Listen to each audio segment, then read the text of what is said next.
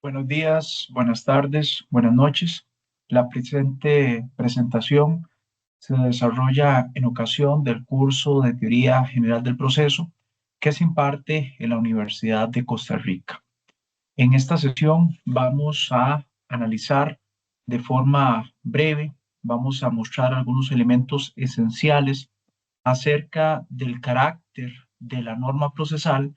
y particularmente vamos a centrarnos en algunos parámetros introductorios de cara al abordaje de los principios procesales. Para tales efectos nos vamos a centrar en un primer momento en el principio de instrumentalidad procesal y para tales efectos les he preparado una presentación que ustedes podrán complementar con el trabajo escrito que tienen que leer en esta semana.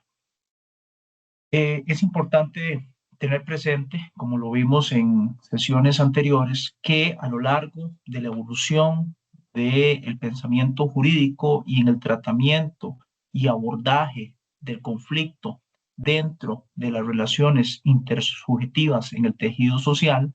pues hemos venido presenciando diferentes métodos de resolución del conflicto. Tenemos la autotutela, la autocomposición, la heterocomposición. En tales sistemas no me voy a detener porque ya lo abordamos en nociones anteriores, pero sí es importante tomar en cuenta que dentro de los mecanismos intercompositivos, pues vamos a tener a un tercero, a una tercera, imparcial, independiente e imparcial, que para los efectos de este curso, que se centra mucho en el proceso jurisdiccional, pues básicamente es la persona juzgadora, los jueces y las juezas de la República, que como estos terceros ajenos a la contienda procesal, ajena a los intereses que se desenvuelven en los procesos de la más variada naturaleza, sean civiles, penales, contenciosos administrativos, etcétera, pues básicamente está para resolver ese conflicto de la mejor manera. Y el método, el camino para precisamente arribar a una solución de ese enfrentamiento de posiciones, de posturas, de voluntades que se ciernen en un proceso judicial, está marcado por normas de carácter procesal, normas que son de carácter público en su gran mayoría y que básicamente vienen a delimitar los métodos y las perspectivas procedimentales que precisamente tienen que seguir los ciudadanos y las ciudadanas en conflicto para arribar a una solución del problema. Bueno, entonces, en ocasión de la interpretación y la aplicación de la norma procesal, es donde cobra todo sentido el principio de instrumentalidad procesal, que desde ya quiero advertir, no es un principio que resulte aplicable o extrapolable única exclusivamente al proceso civil, sino que en realidad es un principio transversal de gran importancia para las diferentes disciplinas procesales que tenemos en Costa Rica, dada la particularidad que existe en nuestro sistema, que como lo hemos dicho también en otras clases, pues para bien o para mal tenemos una especie de feudalismo procesal donde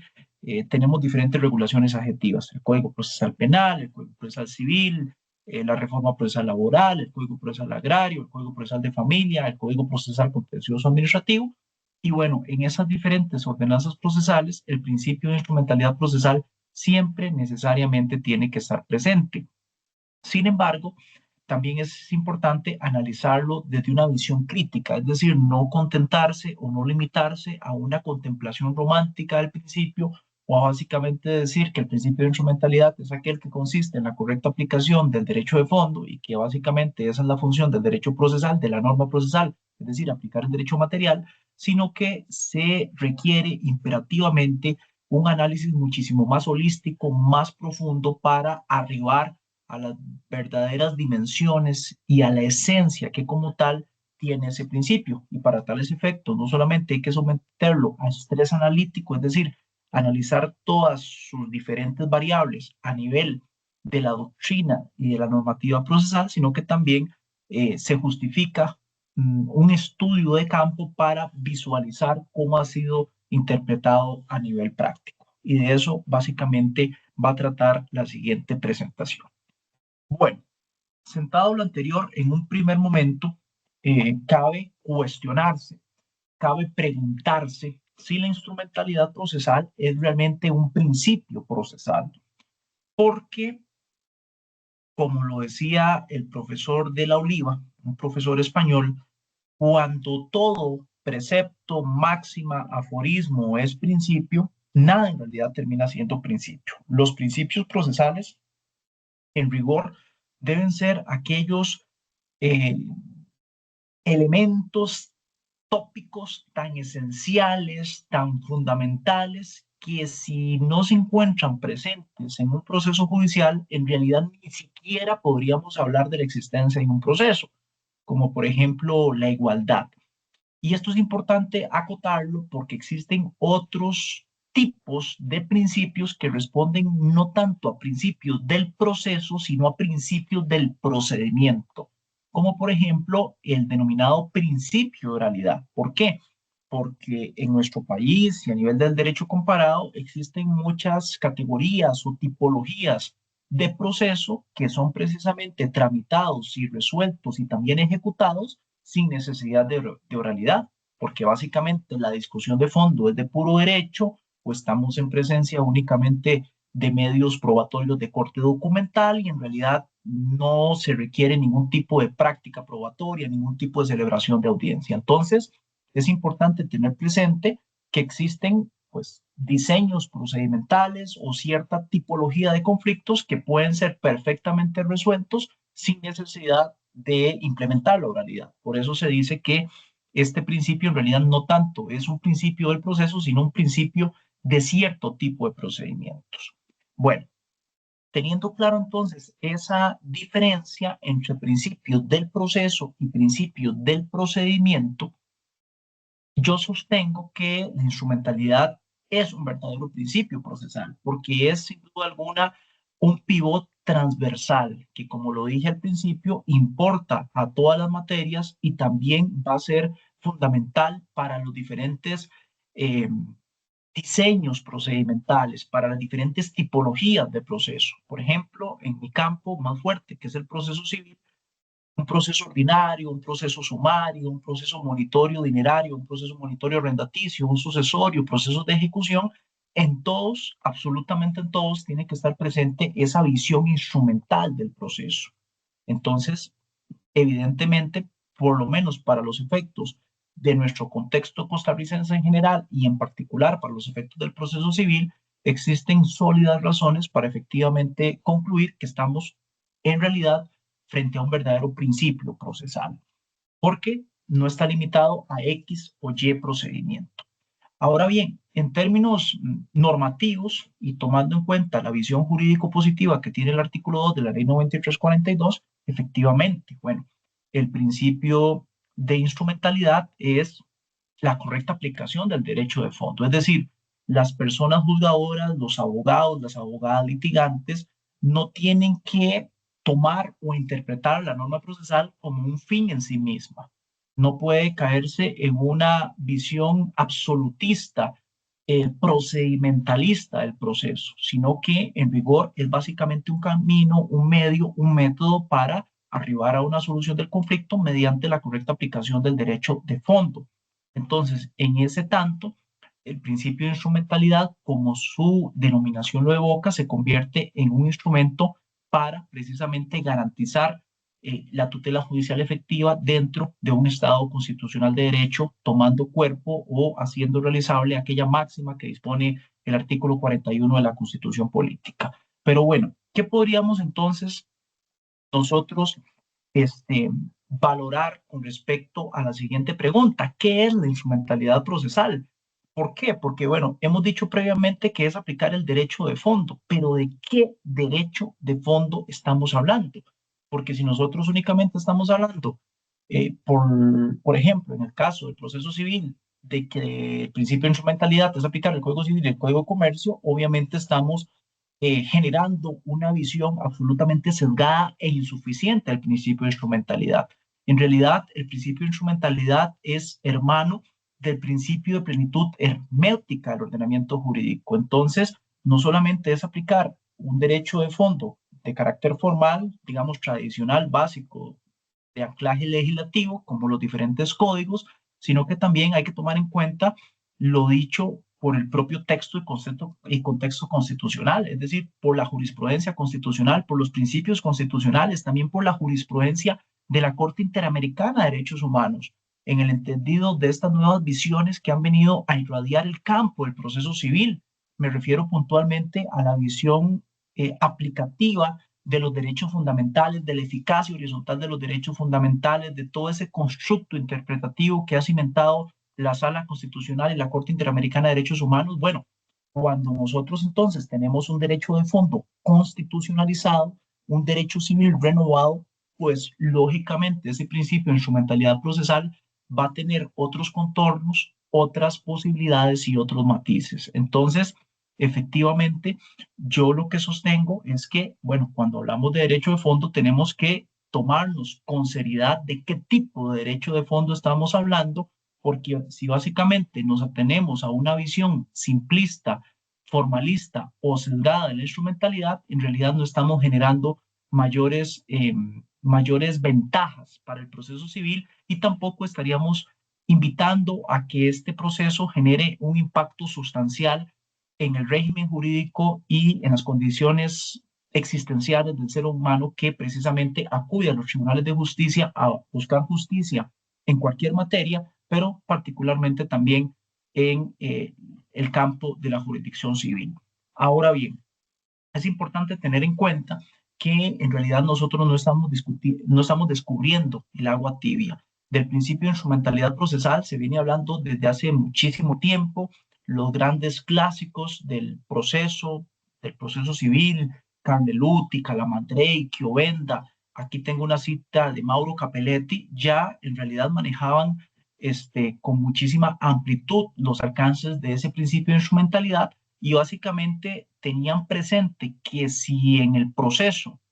o que si uno realmente quiere saber cuál es el verdadero estado a nivel cualitativo que presenta un proceso judicial, tiene necesariamente que preguntarse cuál es la visión instrumental que tienen los abogados, las abogadas litigantes en ese proceso en particular y sin duda alguna cuál es el perfil interpretativo y aplicativo que tiene la persona juzgadora con respecto al principio de instrumentalidad. Dicho en otras palabras, si una persona juzgadora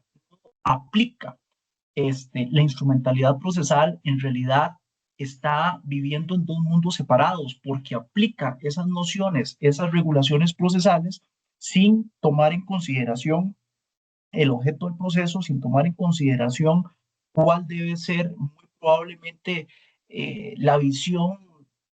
resolutiva que tenga ese conflicto. El profesor Piero Calamandrei lo decía, en realidad la norma procesal tiene también una dimensión sustancial y en ese tanto y en ese cuanto, si únicamente lo limitamos a aplicar a rajatabla las disposiciones procesales sin pensar en el por qué o en el para qué de esas regulaciones procesales, simple y llanamente no estamos haciendo nada y vamos a generar soluciones jurídicas que en realidad no vengan a solucionar íntegra y realmente el conflicto que tenemos en nuestros expedientes judiciales que resolvemos en nuestros estrados. Entonces, en suma, es vital tener esa visión amplia del derecho de fondo, ¿verdad? De la jurisprudencia, de la constitución, del marco normativo, de la normativa también de corte infralegal, para darle una dimensión amplia y progresiva al derecho instrumental. Por ejemplo, en otras jurisdicciones pasa que existen perfiles de personas juzgadoras muy especializadas y, por ejemplo, existen personas juzgadoras que se les denomina personas juzgadoras de trámite o que única exclusivamente están dedicadas a una sola etapa del proceso, como la etapa de ejecución. Entonces, ¿qué es lo que sucede? Bueno, que esa persona juzgadora, por ejemplo, en el campo del contencioso administrativo, resulta que sucede que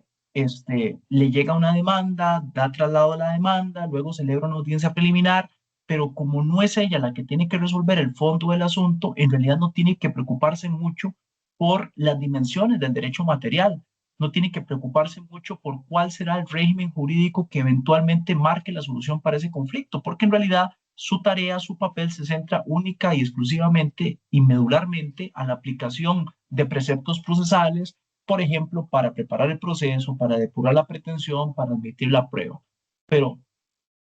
Repito, esto de generar esa visión, esa bifurcación de labores, puede generar algunos entuertos a la hora de la correcta tramitación de un expediente judicial, a diferencia de otros campos que desde mi humilde perspectiva sí tienen una visión muchísimo más acabada de lo que realmente implica la instrumentalidad procesal, como lo es el proceso civil, donde básicamente tenemos a una persona juzgadora que es la misma que recibe la demanda, la misma que ha trasladado, la misma que resuelve las medidas cautelares, que celebra la audiencia preliminar pensando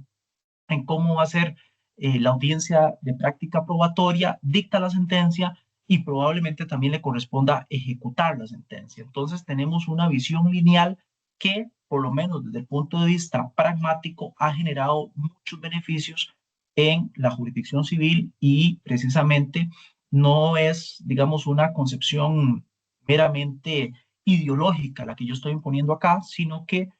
de los años de la puesta en práctica del Código Procesal Civil y en ocasión de esa apuesta que tuvo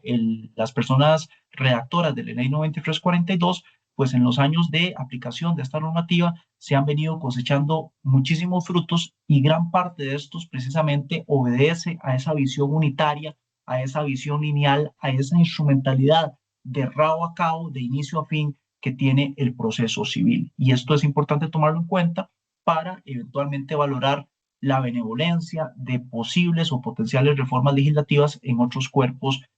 procesales.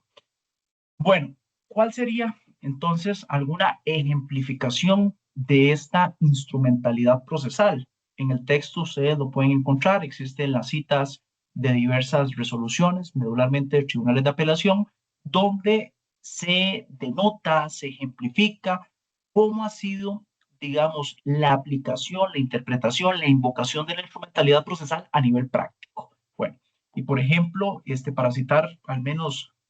tres casos, porque ahí en la diapositiva tengo seis, pero me voy a limitar a tres, se ha aplicado la instrumentalidad procesal en los procesos de defunción, ¿verdad? Procesos sucesorios para determinar la prueba de defunción. No falta por allí algún criterio de alguna persona juzgadora que se puede respetar, pero no se puede compartir, excesivamente formalista y que eventualmente interprete los requisitos del proceso sucesorio y exija que la prueba de la defunción tiene que ser una certificación notarial o una certificación formal emitida por el registro civil. La jurisprudencia del Tribunal de Apelaciones, de la sede de alzada, ha dicho no, la visión instrumental es enemiga de esas proyecciones formalistas del proceso y en realidad ese tipo de información pues se satisface con un mero pantallazo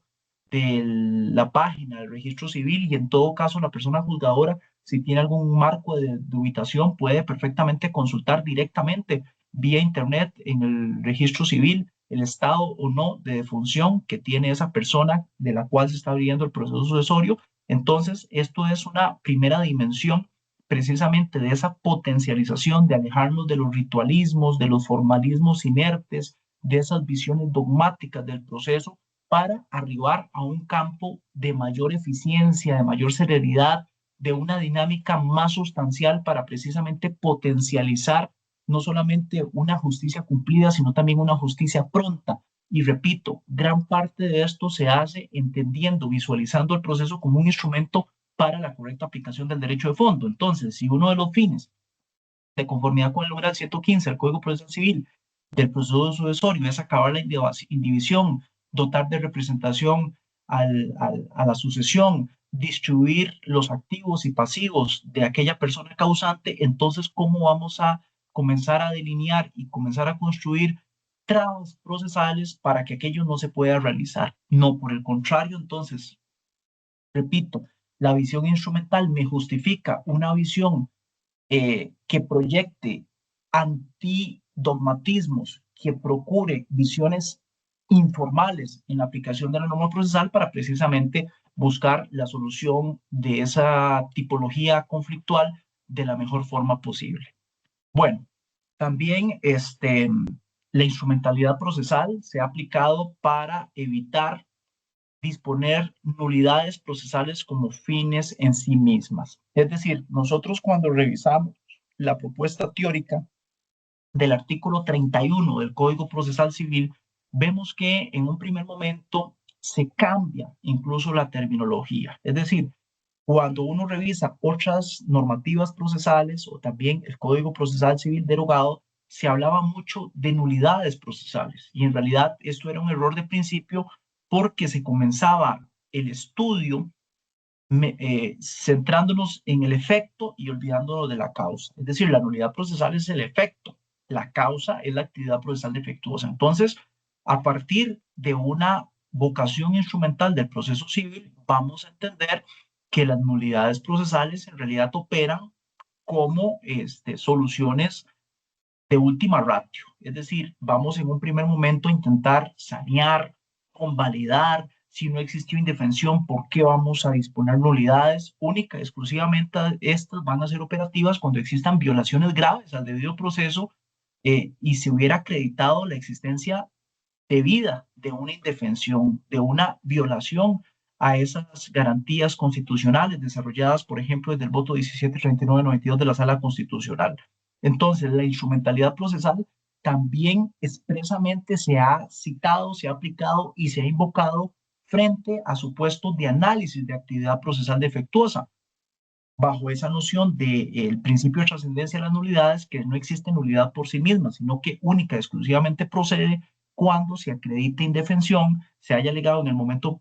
procesal oportuno y no pueda subsanarse, no pueda convalidarse. De esto hay muchísimas ejemplificaciones a nivel de tribunales de apelación de diversas sentencias y entonces podríamos hablar de la consolidación de una verdadera doctrina jurisprudencial en ese emparentamiento entre instrumentalidad procesal y el tratamiento operativo de la actividad procesal defectuosa. Bueno, también ya para concluir este marco de ejemplificación, hemos denotado cómo la instrumentalidad procesal también se aplica mucho en ocasión de potenciar la aplicación de las nuevas tecnologías en el proceso civil. Tal vez muchos ahora no lo quieran recordar por los efectos tal vez de tristeza o el impacto psicológico que en su momento generó la pandemia asociada con el COVID-19, pero es importante indicarlo con toda naturalidad que en su momento la jurisdicción civil y también la visión futurista que tuvieron las personas redactoras del Código Procesal Civil nos permitió implementar en un primer momento y de forma bastante rápida las denominadas audiencias judiciales virtuales. Recuerdo perfectamente que gracias a este Código Procesal Civil no tuvimos ningún tipo de inconveniente en propiciar la aplicación de, de unas normas prácticas, de una especie de reglamentación de audiencias judiciales virtuales, y la jurisdicción civil pues básicamente fue pionera en esta tipología de audiencias. Y bueno, gran parte, digamos, del sustrato teórico de ese marco conceptual que sirvió de plataforma para la implementación a nivel pragmático de esta tipología de audiencias pasó efectivamente por sustentar y potenciar la aplicación del principio de instrumentalidad procesal. Es decir, si nosotros entendemos que el proceso es un instrumento que tiene que adecuarse a las exigencias de la resolución de un conflicto para la correcta aplicación del derecho material y en ese momento teníamos limitaciones para la celebración física de audiencias judiciales de carácter presencial, entonces, ¿por qué vamos a poner trabas? ¿Por qué vamos a cuestionar? ¿Por qué vamos a levantar barreras para celebrar audiencias mediante otra tipología, mediante otra modalidad? El principio de instrumentalidad procesal también permite esa construcción de puentes en vez de levantar muros. Y esta idea es fundamental para la correcta aplicación del derecho procesal a nivel forense. Ya para ir concluyendo esta clase, mencionarles muy sumariamente, en una apretada síntesis, que naturalmente, pues bueno, también existen quienes critican al principio de instrumentalidad procesal, cuestionan si eventualmente esta noción de instrumentalidad no genera pues una especie de carácter de inferioridad del proceso civil con respecto, o del proceso en general con respecto al derecho de fondo. Yo en realidad no comparto ese tipo de visiones. Me parece que no se trata de que uno tenga que estar por encima del otro, sino que en rigor estamos frente a escenarios o manifestaciones del fenómeno jurídico que existen, que requieren y que confluyen en un efectivo y necesario acompañamiento. Es decir, quien solamente sabe de derecho procesal no sabe en realidad de derecho procesal, porque el verdadero procesalista, la verdadera procesalista es aquella que naturalmente también sabe y maneja el derecho de fondo. En igual sentido, si una persona se aboca y se dedica en exclusiva al derecho de fondo, al derecho material, y desconoce, se separa, renuncia al derecho procesal, en realidad tampoco sabe nada, porque no va a poder visualizar el cómo, no va a poder llevar o defender ese conocimiento que tiene, por ejemplo, estrados judiciales a nivel práctico. Entonces, ambas manifestaciones del fenómeno jurídico, bajo esa visión unitaria del ordenamiento jurídico que incluso en su momento potenciaba el gran jurista Santi Romano, está presente en esa comprensión de la instrumentalidad. No puede entenderse al derecho de fondo y al derecho procesal como compartimientos estancos. En realidad son mundos de interconexión, vasos comunicantes que tienen que estar presentes, y precisamente ese puente es la instrumentalidad procesal. De allí entonces la relevancia de este principio para garantizar una verdadera asimilación de las soluciones que requiere nuestra sociedad costarricense y los retos que tenemos en este siglo XXI. Para concluir, entonces, la presente clase en esta modalidad de naturaleza asincrónica, entonces mencionarles las siguientes conclusiones. La instrumentalidad procesal, entendida como principio procesal, resulta relevante tanto para el derecho privado patrimonial eh, como para las diversas ramas del ordenamiento jurídico, en el tanto y en el cuanto logre una plena concreción de las exigencias del derecho convencional, del derecho constitucional, de los fundamentos intrínsecos del corpus derivado de los derechos humanos. Es decir, nosotros aplaudimos aquella visión instrumental del proceso que aplique un derecho de fondo constitucionalizado, un derecho de fondo convencionalizado, un derecho de fondo que básicamente parte de la premisa que el alfa y omega del ordenamiento jurídico es la persona humana de carne y hueso. Solo en ese tanto nosotros podríamos efectivamente arribar a un proceso civil que básicamente sea un derecho constitucional concretizado. Como se decía también en el proceso penal, el profesor Javier Llobet, un proceso penal reformulado. Es decir, que exista ese contacto directo de las visiones procesales con las garantías establecidas en nuestra Constitución política en general y concretamente con todas las máximas progresivas del derecho al debido proceso. Otra conclusión sería que la instrumentalidad del proceso no puede desconocer sus límites. Ciertamente el derecho procesal tiene su propia entidad, nadie lo está poniendo en duda. Sin embargo, nuestra noción del fenómeno procesal es que no se trata de que sea servil al derecho de fondo, sino que exista, como lo hemos dicho minutos anteriores, un real acompañamiento con respecto al derecho sustancial. Y finalmente, sí es importante mencionarlo con toda sinceridad,